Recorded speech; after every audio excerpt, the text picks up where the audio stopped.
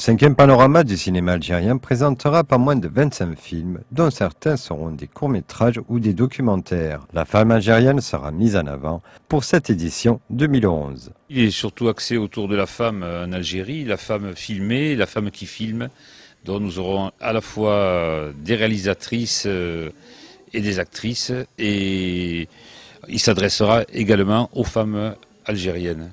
La réalisation des films a été une part importante de la sélection. On va privilégier les films réalisés en Algérie par des Algériens, avec des capitaux algériens.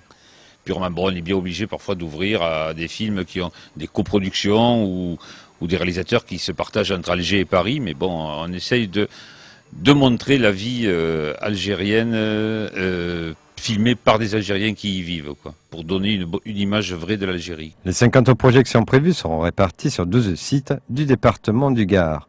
Mais pour cette 5e édition, il y aura des nouveautés. On va présenter des films à la prison de Nîmes, mais on va également associer à ce panorama des lycéens et des collèges. Donc ça veut dire qu'on va présenter des films dans des classes, enfin pour des classes du lycée.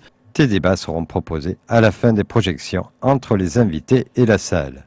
Le 5e panorama du cinéma algérien débutera le 26 janvier à l'auditorium du Conseil général du Gard, avec le film El Mena du cinéaste Nordine Zerouki. Cette édition version 2011 se clôturera le 3 février.